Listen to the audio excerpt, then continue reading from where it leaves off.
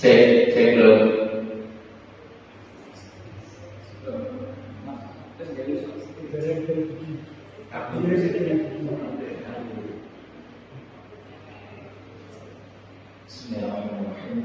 Assalamualaikum warahmatullahi wabarakatuh.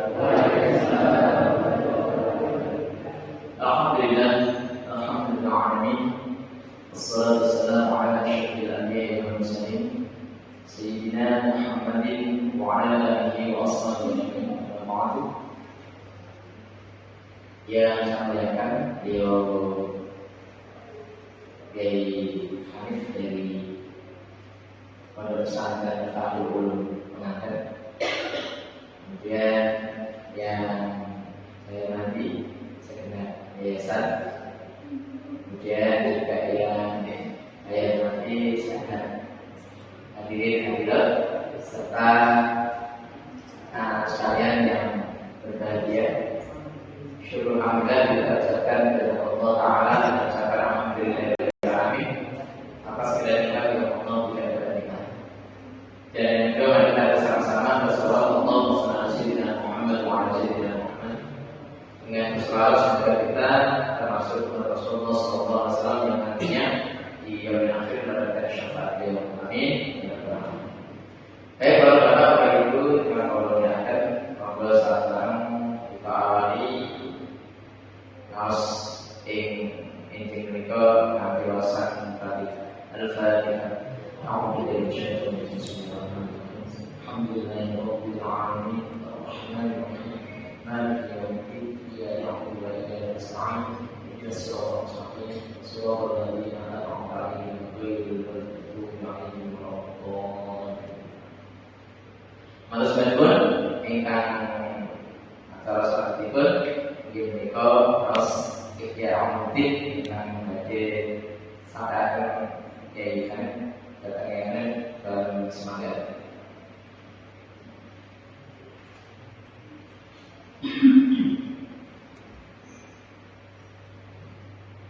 Assalamualaikum warahmatullahi wabarakatuh. Bismillahirrahmanirrahim. Alhamdulillahirabbil alamin. Alladzi ja'alana minal muta'allimin min tullabil ilm. Asyhadu an la ilaha illallah wahdahu la syarika lah wa asyhadu anna sayyidana Muhammadan 'abduhu wa rasuluhu wa habibuhu. Allahumma shalli wa sallim wa karim al-'azim ala habibina Mustafa wa rasulina al-mujtaba Sayyidina Rasulullah Muhammad bin Abdullah wa ala alihi wa sahbihi wa man tabi'ahu amma ba'da. Ulama al-kibar, para alim, para asatidz, semua pengurus yayasan, Bapak Ibu, anak-anakku, santri yang tentunya sangat kami hormati, kami muliakan. Terlebih dahulu, mari sama-sama kita mengaturkan matur syukur kehadirat Allah Subhanahu wa taala. Kaki syukur keraniki, alhamdulillah kita sama-sama dipertemukan oleh Allah. Insyaallah datang panggilan ingkang barokah, tempat yang penuh berkah, dan tentunya pada sesi kali ini kita ditemukan oleh Allah di hari yang sangat mulia, di bulan yang sangat mulia. Dengan harapan semoga pertemuan kita pada pagi hari ini ridho dan rahmat dari Allah Subhanahu wa taala. Dan kemudian nanti akan berdampak baik pada hidup dan kehidupan kita. Amin ya rabbal alamin. Bapak Ibu, sebagai mukadimah pada pagi hari ini, tentunya tadi telah disampaikan oleh beliau Mudirul Ma'had Ustaz Muslimuddin. Kita pagi hari ini akan memulai mengkaji satu kitab yang sangat monumental, karya Hujjatul Islam Abu Hamid Muhammad bin Muhammad Al-Ghazali, yang namanya kitab Ihya'u Ulumuddin, menghidupkan ilmu-ilmu agama. Pertanyaannya, apa pada waktu itu ilmu agama hidup sehingga butuh untuk dihidupkan? Bapak Ibu sekalian, biografi dari kitab Ihya ini kalau kita buka luar biasa. Beliau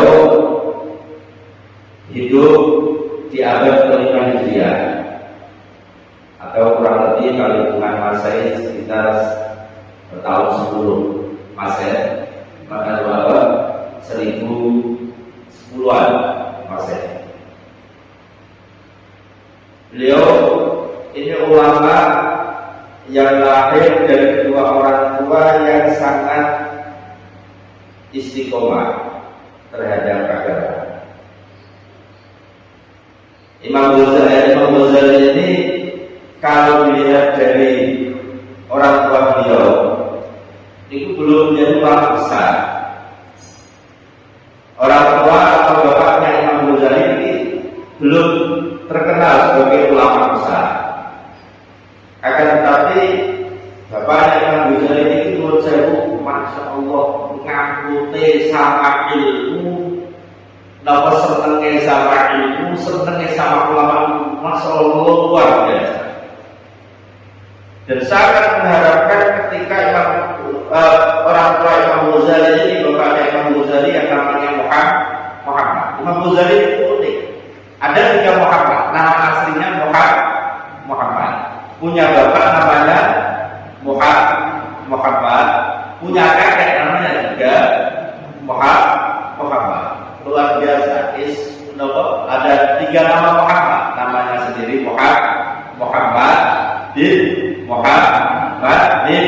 Muhammad Al-Ghazali Al-Qusri. Dalam biografi beliau, bapaknya ini punya kerjaan sebagai peneduh. Orang bukan dari sini. Setiap kali ada kesempatan ngaji, pasti Imam Ghazali dan saudaranya yang waktu itu, beliau punya kakak namanya Ahmad. Imam Ahmad itu pasti diajak ikut serta. Gimana pun pasti ngaji, anaknya itu pasti diajak. Saking senangnya orang tua itu kalau punya kesenangan itu berusaha untuk ditularkan terhadap anak-anak itu ya. Wong tua tidak normal kalau orang tuanya senang ngaji, tapi nggak kepingin anaknya bisa ngaji, itu berarti orang tua yang nggak normal. Jadi bapaknya Imam Ghazali itu setiap kali mengikuti kajian, setiap kali bertemu sama ulama, Imam Ghazali dan Imam Ahmad itu pasti diajak apa? Ikut serta. Di situ satu, walaupun masih sangat kecil, belum bisa merespon ilmu, minim. Di situ bapaknya itu menginginkan keberkahan majelis. Satu, keberkahan majelis. Karena apa? Karena majelis yang di situ digunakan untuk majelis zikir atau majelis ilmu itu mesti benar. Karena ada beberapa riwayat yang mengatakan hadis qudsi, inna lillahi malaikatan sayyarah. Gusti Allah itu punya malaikat yang sayyarah. Sayyarah itu kalau bahasa anak pondok sekarang mobil. Apa maknanya? Mobil. Artinya mubel terus di dunia. Yang di situ akan tugasnya yang rudu nama bisa zikir. Yang di situ malaikat yang sayyarah ini memang ditugaskan oleh Allah khusus untuk cari majelis-majelis zikir, majelis-majelis ilmu. Kapan di situ ada majelis ilmu, majelis zikir, pulang para malaikat itu. Para malaikat ikut serta. Dan saya yakin, jadi walaupun ada kosong itu penuh, kepala malaikat ikut serta di situ. Makanya majelis ilmu, majelis zikir, dan majelis zikir itu yuk. Kalau Rasulullah, makanya Rasulullah itu ada satu peristiwa Rasulullah datang ke masjid beliau, Masjid Nabawi. Di situ ada dua wilayah, ada halaqah, ada dua halaqah. Halaqatul zikr wa halaqatul ilm. Rasulullah ditanya dari dua halaqah ini, Rasulullah mana yang paling oke? Mana yang paling oke? Kata Rasulullah keduanya oke. Majelis zikir oke, majelis ilmu oke. Tapi kalau saya disuruh milih, saya milih majelis ilmu. Alladzi yudkar fihi al-halal wal haram. Majelis yang di situ disebutkan, diterangkan mana yang halal, mana yang haram.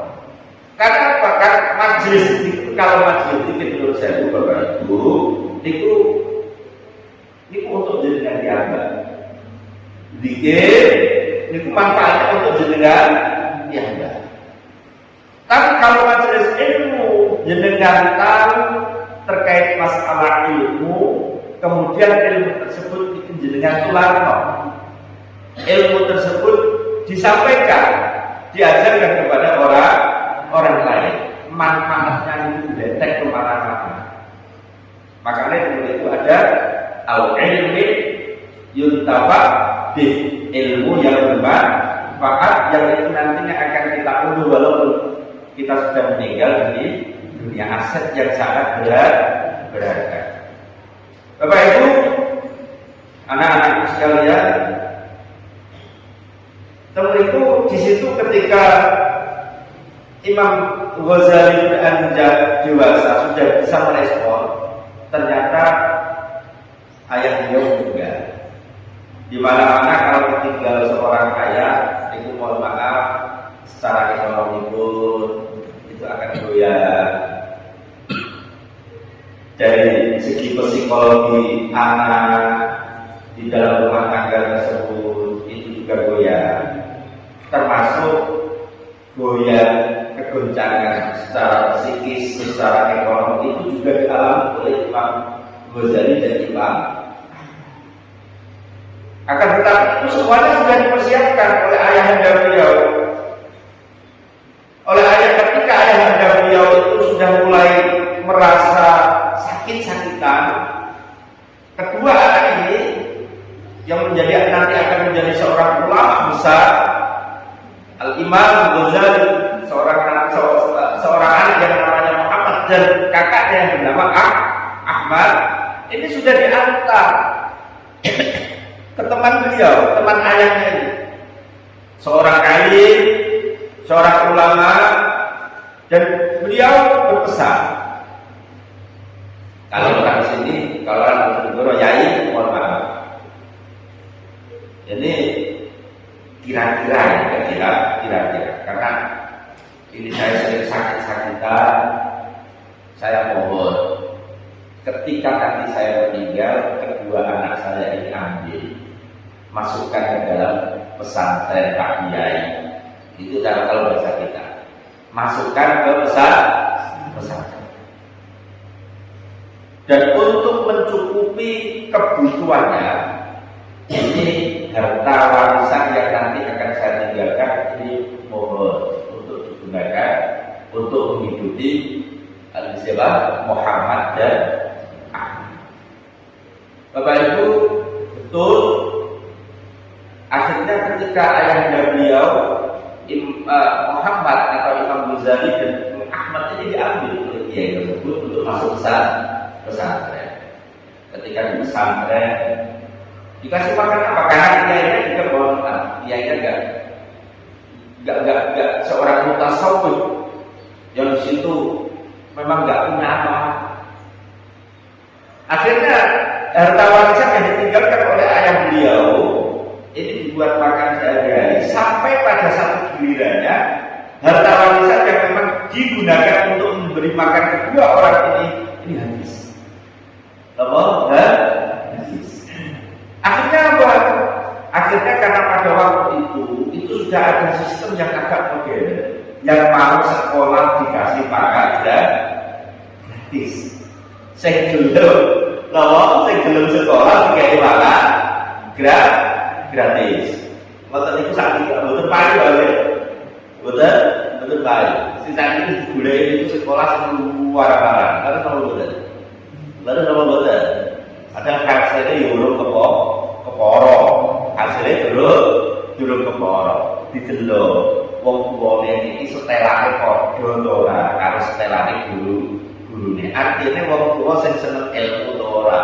Wong tuwa sing seneng ulama ora. Mboten itu kudu dicocok frekuensi ini harus cocok. Bapak Ibu, akhirnya fase itu dimulai, fase di mana Imam Ghazali kenal ilmu, punya relasi keilmuan, punya banyak teman sampai pada umur 29 tahun. Singkat cerita, kecerdasan Imam Ghazali itu sudah terkenal saat Balja. Imam Ghazali itu lahir di Iran, itu namanya Khurasan, di Naisabur, di satu kota kecil namanya Tus. Maka kalau Bapak membaca biografinya Abu Hamid Muhammad bin Muhammad Al-Ghazali At-Tusi, itu nama desa atau nama kota kecil namanya Tus. Di dalam pembaraan ini akhirnya pindah di Irak, makanya di Baghdad. Di Baghdad ini Bapak Ibu itu ada madrasah besar. Ada madrasah besar namanya Madrasah Nizamiyah yang waktu itu pemerintahnya Nizamul Mulk. Dulu itu orang itu punya kalau orang kita punya hiburan. Hiburan itu konsep bukan orkes. Hiburan itu bukan apa-apa. Hiburan itu hiburan ulama debat. Zaman ilmu itu memang zaman ilmu yang sangat luar biasa. Kapan ono satu ulama yang terkenal tes. Ulama yang terkenal itu dites, dipanggil ke kerajaan dan di situ disiapkan 500 ulama yang bukan kaleng-kaleng. Ulama bukan kaleng-kaleng. Kok tahu Pak ulama tidak kaleng-kaleng 500 orang itu? Karena pada waktu itu keulamaan, strata keulamaan itu dilihat dari apa? Besarnya surban yang dipakai. Kalau surbannya yang dipakai itu kecil, berarti ilmunya kecil. Kalau surbannya itu besar, berarti ilmunya besar. Semakin besar itu menunjukkan semakin luas, semakin besar keilmuan. Dan dikatakan di situ yang tes 500 orang yang tes Imam Ghazali itu semuanya bersorban besar, menunjukkan kuasa ilmu. Akhirnya dites dan di situ Imam Ghazali bisa menjawab dengan sangat cemerlang. Dan disitulah Imam Ghazali mulai menapak karir kalau kita. Bapak Ibu, itu sekian dari biografi Imam Ghazali. Intinya orang besar betul itu. Kemudian Bapak kalau nanti agar kita lebih cinta pada ulama, agar kita lebih cinta pada ilmunya ulama, minimal itu biografi kita tahu seorang alim, seorang ulama, orang tuanya ahli ilmu cinta ulama, berbaik kalau punya anak menjadi ulama besar. Wabil karawani ini ada satu ulama, mungkin Bapak Ibu pernah dengar, ada yang namanya As-Sayyid Abu Hasan Ali Asy-Syadili. Namanya As-Sayyid Abu Hasan Ali Asy-Syadili atau terkenal dengan nama Imam Syadili. Beliau pernah mimpi di dalam mimpinya itu seakan-akan beliau berada di tengah di satu ruangan besar. Di satu ruangan besar, di ruangan itu dilihat ada wonten Nabi Musa, wonten Nabi Harun, itu semuanya ada di situ kayak di dalam mimpi dan semuanya duduk di bawah. Dan di situ ada porsi besar kayak singgasana, ternyata yang adalah Rasulullah Sallallahu Alaihi Wasallam. Itu dalam mimpi beliau. Nah, dalam mimpi tersebut Nabi Musa itu bertanya sama Rasulullah Muhammad, ya Rasulullah, apakah betul engkau menyampaikan ulama ummati ka'anbiya'i Bani Israil? Apakah betul wahai Rasulullah Muhammad, engkau menyampaikan bahwa ulama dari umat jenengan itu setara ka'anbiya'i Bani Israil, itu seperti nabi-nabinya Bani Israil. Jadi kalau kita akhirnya kurang terima, termalah Musa itu dakwah Anbiya'u Bani Israil, tokoh utama Anbiya'u Bani Israil. Oh, kaya terima Nabi, coba aku terangno apa bener sampeyan jauh nak kapak ulama umat saya itu ka'anbiya'u Bani Israil, itu seperti nabi-nabinya Bani Israil. Levelnya sama. Nabi Musa agak terima ini. Akhirnya kata Rasulullah, "Na'am, betul. Itu memang saya sampaikan." Kata Nabi Musa, "Tolong satu contoh dari ulama itu suruh depan ke sini." Ternyata yang ditunjuk oleh Rasulullah adalah Hujjatul Islam Muhammad bin Muhammad Al-Ghazali. Imam Ghazali kata Rasulullah Ghazali aja kita Musa. Imam Ghazali digedheki kali Nabi Musa. Satu pertanyaan di situ wonten ulama itu wonten riwayat dijawab 40 jawab. Pertama itu dari kecil. Nabi Musa itu ganjel Mas. Namamu siapa? Dijawab komplit. Anak Abu Hamid Muhammad bin Muhammad Al-Ghazali. Betul penak nih. Betul penak. Aku tak kok jeneng ora tak kok pato. Ora tak kok bantu. Aku tak jeneng kok. Cukup jangan jawab ora. Apa kata Nabi Musa?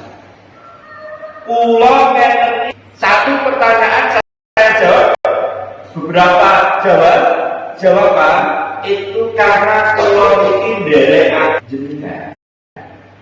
ketika dengan ditanya oleh Allah yang yaminika ya Musa. Kalau lagi ayat Quran, Musa denganmu apa? Dijawab oleh Nabi Isa, ya asoya tongkat. Atawakkal 'alaiha. Tongkat ini saya buat terkenal, ya Allah. Wa ahusyu biha 'ala ghanami. Tongkat iki yo kula damel nyebeti wedhus, ora kena aman lho. Wa ya fiha ma'aribu ufra. Temriku napa tongkat iki kula damel itu untuk hajat-hajat itu. Kalau kadang pertanyaan itu simpel, sangat pertanyaan Allah. Ma biyaminika ya Musa. Musa, apa yang ada di tangan kanan? Oh, jawabannya nak hilang aja. Ini namun terken ya Allah. Dia mau cukup bagaimana? Untuk tapi itu dijawab. Iya, asalnya atawakkal alaihi wa ala ghanabi wal yafiha ma'aribu ufra. Jawabannya itu tere itu. Apa kata Nabi? Jenengan jawab kata itu kena apa? Nabi Musa ditanya. Karena di situ saya merasakan nikmat yang luar biasa ketika berkomunikasi dengan Allah Subhanahu wa Ta'ala. Maka ini tak jawab no. Dijawab. Begitu juga apa kata Imam Ghazali. Begitu juga saya wahai Nabi Musa. Saya jawab dengan begitu panjang jawaban. Itu karena saya merasa nikmat bisa berkomunikasi dengan para Bapak Ibu, sama-sama kita sampaikan juga Fatihah ala hadhihi wa ala hadhihi sallallahu alaihi Nabi Mustafa Muhammad sallallahu alaihi wasallam wa ala alihi wa sahbihi wa dzurriyyatihi ila jami'i wa ala nabiyyi wa sahbihi wa dzurriyyatihi yawmin hadha yawmiddin thumma ila jami'i awliya'i al-'abidin khususan Tuhan Rabbiyah dan Tasyawuf dan tidak sampai sekali menyusun dunia biasa khususan Ajad Islam Muhammad Rasulullah Masyarakat dan masyarakat Al-Fatihah.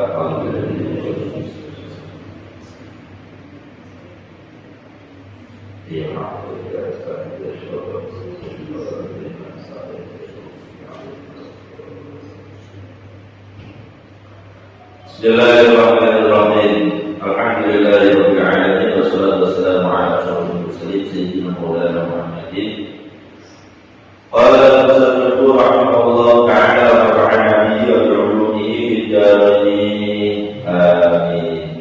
Jadi kalau anak-anak, Bapak Ibu sekalian, kalau ngaji itu yang ngaji yang ustadznya atau siapa, kiainya. Qala al-musannif rahimahullah ta'ala wa nafa'ana bihi wa bi 'ulumihi fid dharain. Amin. Karena itu adalah doa. Saya ulang ya. Nanti kita sama-sama amin. Oke. Qala al-musannif rahimahullah ta'ala wa nafa'ana bihi wa bi 'ulumihi fid dharain. Bismillahirrahmanirrahim. Bismillahirrahmanirrahim. Karena itu asma Allah Ar-Rahmani kang welas asih dan akhirat. Ar-Rahimi kang welas asih dan akhirat lebo.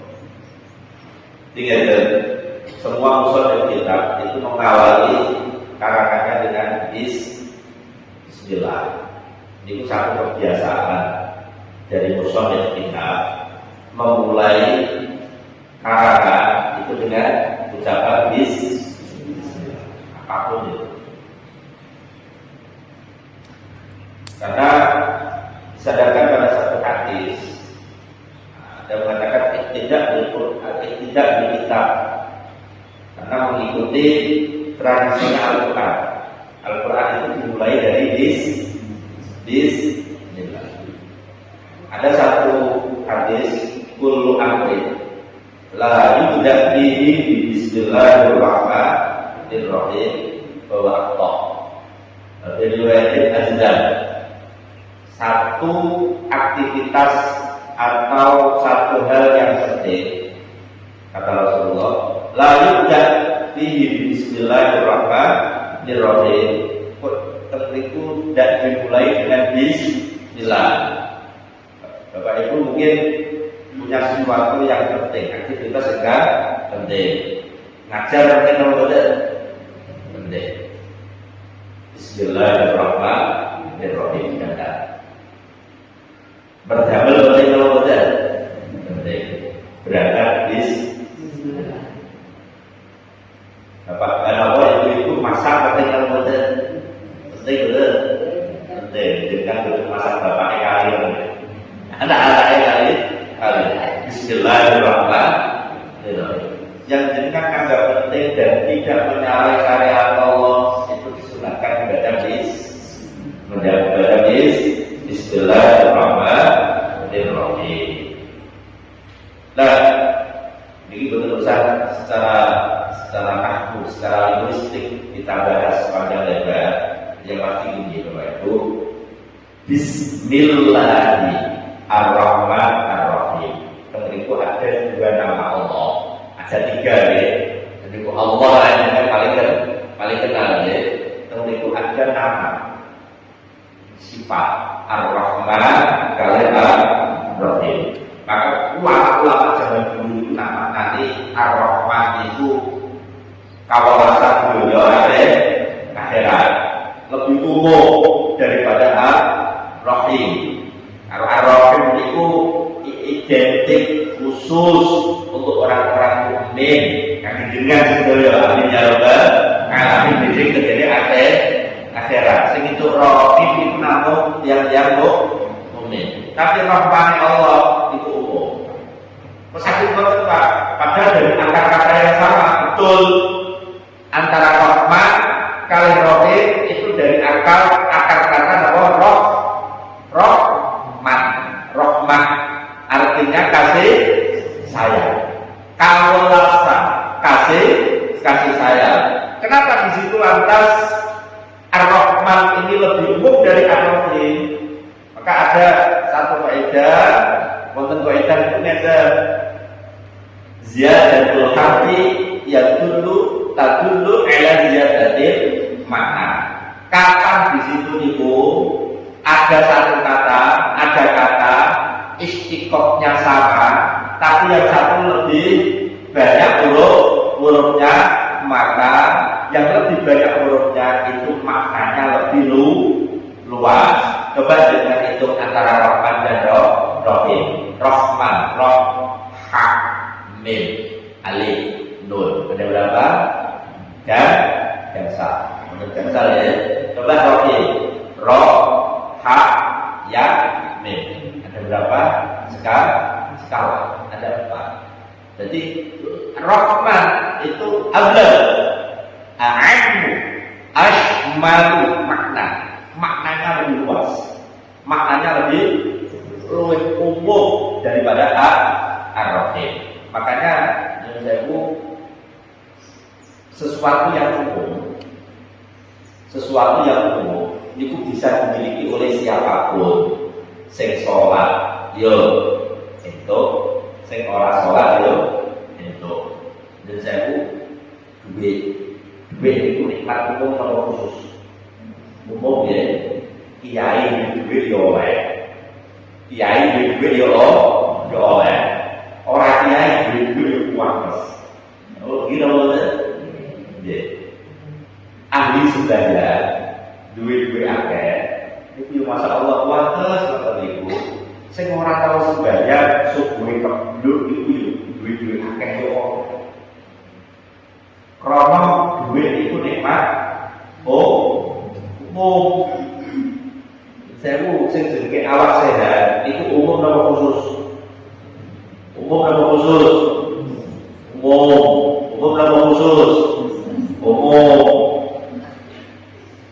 Santri sehat alhamdulillah. Nyun sewu rata-rata maling itu sehat. Sehat mau buatan. Lo bayang kok orang panik, kau kayak cendelo. Nah, mau menging, buatan saya, ibu ngapain aja? Buatan pen, buatan pen. Berarti sehat itu nikmat. Sesuatu yang umum itu. Niku nikmatnya Gusti Allah diberikan kepada semuanya tanpa tebang pilih. Orang tadi itu sholat isya orang semua diberi hak sama untuk memperoleh kenikmatan. Terus nikmat khusus. Dan nikmat khusus ini hanya diberikan oleh Allah kepada siapa? Kepada orang-orang yang dicintai. Tahu nikmat iman, nikmat Islam itu khusus ya, kalau khusus. Memang jenengan ini, nyun sewu. Kita semuanya itu memang dicintai karena Gusti Allah. Amin. Sampai detik ini, sampai saat ini masih betul asyhadu alla ilaha illallah wa asyhadu anna muhammadar rasulullah. Gini apa betul? Tasik tertajam ini. Sampai saat ini kita melakukan aktivitas yang semriku jelas, aktivitas golek ilmu. Golek ilmu itu perintah Gusti Allah, perintah Rasulullah. Ini nikmat khusus. Makanya kalau saya menangis sama Filipin dia dengan dibarengi pengumuman. Bapak Ibu sekalian pakai jam soko, tak ngaos, jam soko ini mari sama-sama ke balai desa, nanti ada junjungan 2 juta. 2 juta. Kira-kira berlutut apa? Berlutut ya? Apa sing semangat tenggere balai desa itu wong-wong sing gak pakai duit, napa wong sing duit-duit akeh mirip melok semangat. Kabeh melok lagi itu nggih. Kabeh niku kerep tenggere balai desa. Napa sing tuwek tok, sing jenom ora teko nang balai desa. Kabeh tenggere balai desa. Bareng motor dikai pengumuman balai desa, Bapak Ibu ingkang sampun nanti bantuan 2 juta. Maka badhe maghrib dipun aturi ndherekaken ngaos nang kondo. Kira-kira iki dikit-dikitan murah apa dikit kondo. Itu tidak pun paham ya antara sing umum kalian khusus niku nikmat umum antara nikmat khusus. Tapi harus dikhususon khas al-mukminin. Bagi dia mukmin. Ahmadullah awalan. Pertama, saya memuji Allah. Hamdan katsiran mutawaliyan. Hamdan dengan pujian yang sangat banyak. Ditambahi tasik tadi katsiran dengan pujian yang banyak. Mutawaliyan yang kontinu terus menerus mutawaliyan terus wa in kana senajan ono apa kelakuan itu yang Allah itu dari cilik ay tasawwur dari cilik duna arti jalani dalam arah keagungane Gusti Allah hamdul hamidi apa pujiane pira-pira kang pujiannya ngeten. Nggih. Pertama mesti disitu disampaikan pujian kepada Allah. Wonten hamdu, wonten syukru, wonten hamdu, wonten syukru. Nah, hamdu itu apa? Hamdu itu pujian-pujian baik. Pujian-pujian yang indah, yang otomatis terucap walaupun di situ tidak ada nikmat yang diberikan. Itu namanya hamdu. Memang orang yang dipuji atau Allah dan yang dipuji itu betul-betul berhak untuk dipuji. Itu namanya aku. Iku sering, dengan sering alhamdulillah, sering jari oleh Gusti Allah. Iku betul usah teknik kayak rezeki. Betul usah diangkat, ngenteni diangkat dari PNS. Betul usah ngenteni, betul usah ngenteni nikmat sing dikekno oleh Gusti Allah. Karena memang ngerti, nah Allah itu memang zat yang paling berhak dipuji. Muaranya pujian makhluk itu pasti muaranya oleh Gusti Allah. Oh, makanya kalau kita belajar tauhid, dia buatan kitab itu pujiannya makhluk, nggone makhluk. Itu hakikatnya puji nggone Gusti Allah. Berapa yang dipuji, orang yang dipuji ketika punya sifat mahmudah pun punya sesuatu yang terpuji, orang tersebut ciptaan Allah. Sesuatu yang mahmudah tersebut itu juga ciptaan Allah. Warnanya tetap boleh Gusti Allah. Makanya, nah teman ini sengaja Imam Ghazali itu memberi tahu, ya, kayak ilustrasi memberi awak dhewe berapapun jumlah ujian yang disampaikan oleh seseorang, siapapun, mulai dari Nabi ada ngantos manusia paling akhir zaman, ketika semuanya menyampaikan pujian, itu pujiannya itu menurut saya gak akan sebanding dengan keagungan yang Allah Subhanahu wa Ta'ala. Padahal itu nikmatnya sebenarnya. Betul kalipun syukur dengan sering melihat lah kira-kira seperti disyukuri sering dengan ucap kata seperti disyukuri apa tuh? Nah ternyata ketika dengan ngomong piro-piro ndak, yang penting disyukuri. Untuk bersyukur itu sungguh ada piro-piro ndak, kan gitu. Gelem syukur itu kalau enak piro-piro ndae itu awak dhewe matur suwun keranten dengan itu diterik jangan asem. Terus mau baca. Nah itu bedanya hamdu kali syukur. Makanya ini sakiro jumlah ujian yang diberikan oleh seseorang. Hamdan katsiran tawanya. Jadi diri ini Imam Ghazali itu dalam relung kehidupan Imam Ghazali sampai akhir hayatnya ini. Intinya Allah puji kepada Gusti Allah secara mutawalian, kontinu terus menerus. Itu pun Bapak Ibu, itu Imam Ghazali loh ya, itu tidak sampai bandingi nongole keagungan Allah Subhanahu wa Ta'ala. Kalau balik dulu, kalau balik pokoknya medul, aduh, pokoknya syukur dan bisa apa? Karena wakoli lu ada dia syukur. Ternyata Gusti Allah itu pun ngecap. Sing syukur itu dari negara. Memang sangat sedikit. Wakoli lu ada dia syukur. Sedikit pun Bapak Allah mengucap alhamdulillah. Nopo enak pidato mesti mari sama-sama bersyukur kepada Allah. Tengganya dari desa yang ngajak mari bersyukur oleh Gusti Allah. Kok temeriku kali Gusti Allah diarahkan bahwa itu berbeda dia betul cukup lewat alhamdulillah yang dengan kadang goroi. Kalau goroi kok padahal untuk pakai itu kalau alhamdulillah sedikit dah orang apa padahal pakai masuk lokal kagum tutupi itu enak alhamdulillah goro. Karena syukur itu intinya syukur nih syukur nikah.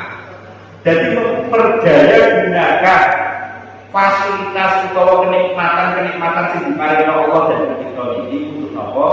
Untuk dikembalikan kepada Allah. Nikmat sehat, kaki sembahyang. Nikmat sehat, jalan ngaji. Sehingga ada duit turah kamu budal haji, budal umroh. kanggo zakat, sedekah dan lain sebagainya. Dengan gada anak titik-titik pondok sekolah agama. Sekolah agama dan di situ ada harapan anak-anak ini nanti akan menjadi anak solihah. Nikmat, napa sorbuti jadi memberdayakan nikmatnya Gusti Allah niki sesuai dengan kehendak Gusti Allah. Hakikatnya syukur dan dengan dikei duit menurut saya. Zaman saya ini dikei duit bingung kecil, bingung ngeslok. Makanya kalau saya udah sih dibakar bebek. Akhir waktu datang buru-buru slot. Nah, aku bilang deh, kamu dari pulau itu di kata. Sampai di slot itu untuk bio. Kali sini 400.000. 400 NL. So, itu 400.000. Mulis itu 400.000. Tapi di slot itu saja mereka 400.000. Untuk yang tahu bila seminggu paling nyantol kisah robot itu larang. Mau ya. Ini slot. Karena sampai deh, sampai itu sampai bulan ini ya. Juga pertemuan ini memang saya itu pertemuan sambil juga Gusti Allah berdoa untuk para murid di Rasulullah SAW. Wassalamualaikum warahmatullahi wabarakatuh. Rabbi barbana di berkati Madinah Husna bi hurmati Rabbi barbana di berkati Madinah Husna bi hurmati wa amidna bi tariqatihim wa